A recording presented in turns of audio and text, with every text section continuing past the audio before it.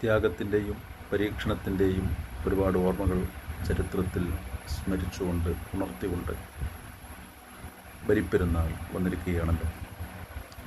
മരുഭൂമിയിൽ ചരിത്രം സൃഷ്ടിച്ച ഇബ്രാഹിം നബി അലൈഹി ഇസ്ലാമിൻ്റെയും പ്രിയപത്നി ഹാജറ ബീവിയുടെയും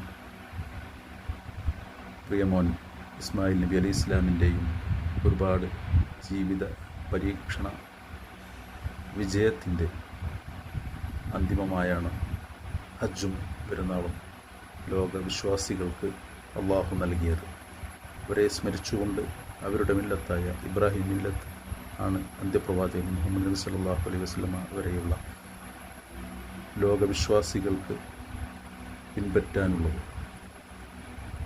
ആധുനിക പുതിയ ജനറേഷൻ തലമുറയിലുള്ളവർക്ക് പെരുന്നാളിൻ്റെ പ്രസക്തിയും പ്രാധാന്യവും മനസ്സിലാവില്ല. കാരണം നിത്യവും സുഭിക്ഷമായ ഭക്ഷണവും ഇഷ്ടപ്പെട്ട വസ്ത്രവും ഇഷ്ടപ്പെട്ട പാർപ്പിടവും ഇഷ്ടപ്പെട്ട സൗകര്യവും ഭൗതിക സൗകര്യങ്ങളും സുഖത്തിനുമിടയിൽ വരുന്ന വർഷത്തിൽ വരുന്ന പെരുന്നാളുകൾക്ക് പ്രസക്തി നഷ്ടപ്പെടുന്ന ഈ കാലഘട്ടത്തിൽ നാം പ്രയാസവും പ്രതിസന്ധിയും അനുഭവിക്കുന്ന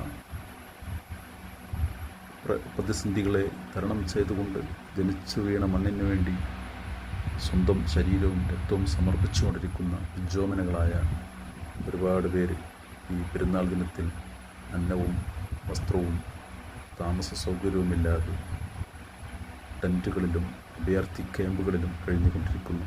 അവരോടൊപ്പം നമുക്ക് പങ്കുചേരാം. എല്ലാവർക്കും ഈദ് മുബാറക്.